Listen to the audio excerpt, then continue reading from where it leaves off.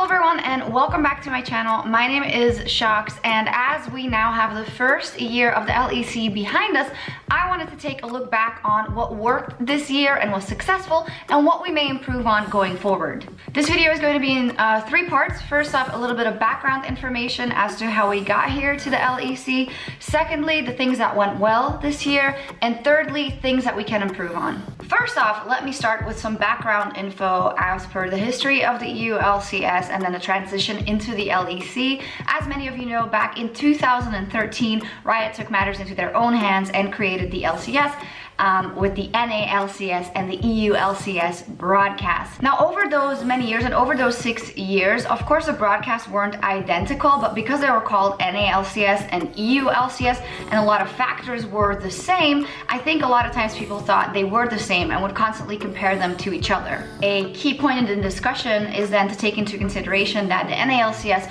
was produced from Central, so basically from Los Angeles, where they had a lot of tools at their disposal to make it the best show possible. Up until I think the beginning of 2018, completely, a lot of what we did in the EU LCS was also still dependent on what happened in Los Angeles because we weren't entirely self-sufficient. One of the examples of that was staffing. Some of the people who worked on the EU LCS show lived and worked in Los Angeles, and some of our producers, hi Sam, hi JP, they got up at 3 a.m. in the morning to do the show from LA, from their control room, whilst we were then doing the show in EU. EU didn't have its own dedicated control room until the beginning of last year, which is why we needed to rely on a lot of things coming from Central and coming from Los Angeles.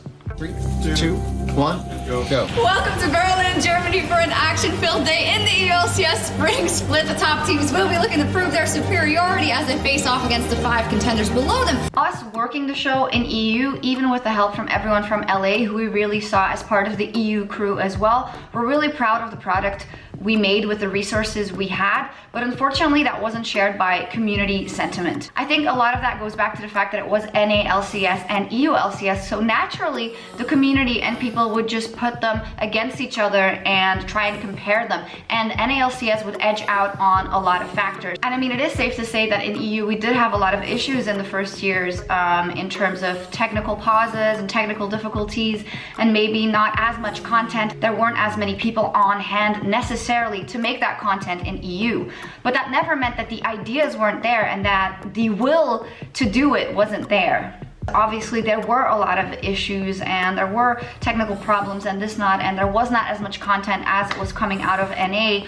but it really hurt us personally working on the show because we still did the best we could do with what we were given in terms of resources, and we still think we made a good product and a very entertaining product, yet that kind of community sentiment couldn't be turned around. Also, people didn't seem to like the casting team as much as the NA casting team, and I will say that we had a couple of staffing issues that, you know, were difficult to deal with. Losing D-Man and Joe Miller because of the move to Berlin, 2 of the most iconic shoutcasters, is never going to be easy. In the end, also, Crepo not casting anymore, the Fish Show looking for other opportunities, but I still think with everything we put on a great show and a nice show for our people to enjoy.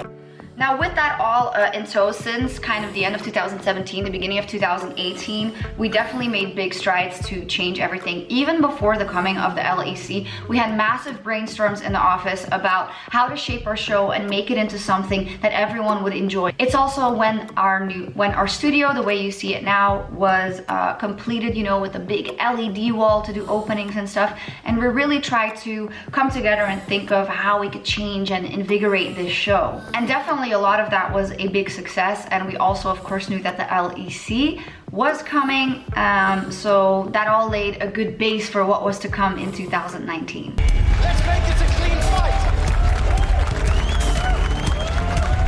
Hello everyone, I'm Eva sjokz here with Martin the Fisho Lunga, ready for 12 weeks action-packed in the EULCS Spring Split. How hyped are you right now? I'm at the top. You know, off-season is way too long. I just want the EULCS to start again. I was involved in some of the brainstorms for the logo and the name and kind of what the whole feel should be of the LEC, and I think the agency that helped us out did a stellar job. I love the logo, I love the name, I love the graphics. I love kind of the whole look and the vibe and the feel of the LEC. I have to give a massive shout out to Riot's EU's business development department, who brought in all the sponsors, which of course money is what makes the world go around, and which made it possible for us to do all these different things on broadcast. After the initial shock of kind of the logo and the new graphics and everything, people started to really enjoy the style of the content that came out, the new graphics package and things like that. Of course, there were things that were difficult to swallow, for instance, the vertical text and stuff like that, and the new pick and ban. But I think in general, people were pretty open and happy about the fact that it was a distinctly different look. After being EU LCS and NA LCS for so long, I love the fact that it is now the LCS and the LEC. Two fantastic shows, but with a completely different look, completely different emphasis, style in general, that are really distinct from one another. This is what peak League of Legends looks like, and it comes from Europe. Welcome everyone to the opening day of the LEC Summer Split. All 10 teams go into week 1 with the dream. Are they wearing Versace? Hello everyone, I'm sjokz and I'm joined here by Vedius and by Frost. Some of the big wins I think this year were the fact that we were able to realize a lot of ideas that we'd had for many, many years. A lot of these ideas have been there for a long, long time, but now with more staffing and more resources, we could finally show them all to the public. Some of my favorites include some of Ender's projects, like Between Two Iverns, all the things Vedius got up to and his different personalities, but also his more analytical content, as well as Euphoria being more consistent and having more episodes and special playoff episodes, being able to tell player stories and personal stories through LEC Legends or through the LEC Lounge episodes that I got to do, as well as the rap battles in terms of something completely and utterly different and cool to try for the LEC. And I think that all of those ideas contributed to kind of the nice and happy feeling we had around LEC this year. Excuse me? Who are you? Must be someone special coming after G2. Aren't you that Misfits team, the one who couldn't make playoffs in 2018 spring? Well, we're the ones that killed RNG. Best in China made them look free. A big criticism that we have gotten in the past was that there were no personalities in EU and we weren't able to tell the stories of the people and the teams adequately. And I think we made massive, massive strides, not only this year, but also in last year, pertaining to that, with dedicated segments that would focus on a certain player or team or storyline or the history, getting to let them shine in certain interviews or Euphoria or other content pieces, just letting the players be themselves. And we knew for a long time that they were awesome, so I'm glad we finally got to show it. One factor that is something that we couldn't control but was very good for us is the fact that European teams did very well at international tournaments.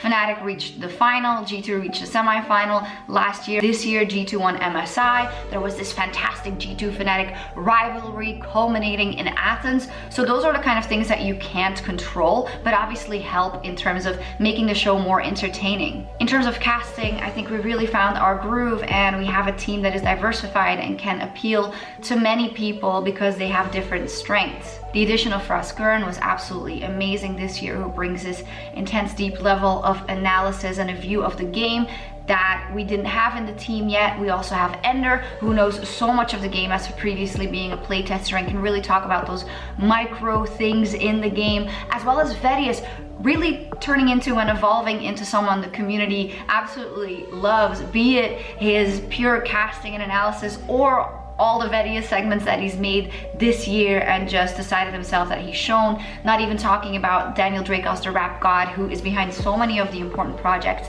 in EU, as well as Medic, who got to cast his first final and completely knocked it out of the park, as well as Law, who is improving week by week and is a fantastic interviewer, bringing that new flavor to the LEC. Final wonderful mention to Trevor, who is, as many of you may know, the manager of the casting team.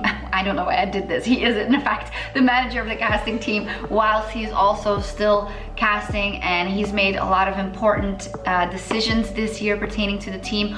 Also was behind a lot of the new faces you've seen on broadcast, like Machine and Frankie coming for a one-off, and who has a lot of interesting ideas down the pipeline, and all of that together definitely helped keeping every single week of LEC fresh and new.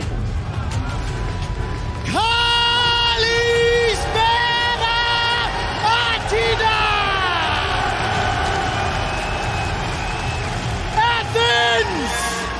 Are you ready for the LEC Summer Split Finals?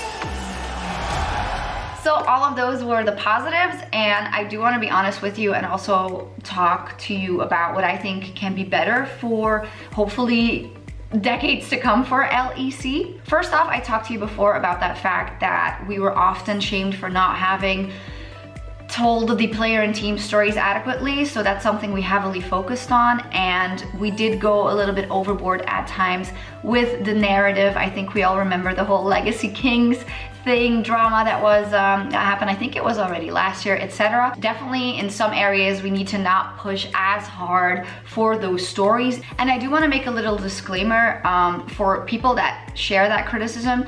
So basically we are making a show for 3 different groups of people. You have to have, on the one hand, are the people that watch all the time, watch every single game, are also mostly the same people that then talk on Reddit and on Twitter and send us personalized comments, etc. In the middle, you have a group of viewers who are more casual viewers but still watch a decent chunk. And then there's a group of people that are very, very casual viewers that don't tune in all that often and probably don't notice a lot of the things that the first group will very heavily notice. I'm not saying that we haven't made mistakes and we won't still make mistakes. Of course we do, but it is hard to keep the balance of making that show from those 3 different groups. Secondly, we've tried so much in terms of segments this year, and I think maybe in 2020 we really need to look at, okay, what really worked and do we want to try, and not trying as much all the time. I think there are times that our comedic segments maybe have been a bit too silly and then people didn't like it as much, but in the same vein, we've also tried things that, you know, we were definitely nervous about trying and that were a resounding success. A big one that I know people want me to mention, even though I don't have that much insight into it, is the stutters on broadcast or the pauses. Yeah, that definitely sucked. One of our producers, John, is working very heavily to find out how we can fix it, so fingers crossed. Finally, what I also want to talk about is that because of all those kind of content ideas and everything that was realized, as well as content made for sponsors, as well as making 2 live shows every week, so that intensely excruciating deadline to get those shows ready. All of that together has pushed a lot of the people working in the team, in the production team, as well as the talent to a certain limit of overworking. So going forward, we definitely have to think about, you know, what are the segments and the content that we absolutely want to produce and make, you know, good timelines for them and make sure that people don't get burnt out after 2 years of doing LEC and then we're back to the start, because nobody wants that. That was it, my kind of viewpoint of the first year of LEC. I was super, super happy to contribute to it. I will also still be working on the LEC in 2020, so I'll see you then. Please leave all your comments about what you liked and disliked about the LEC this year, and we'll see you next year.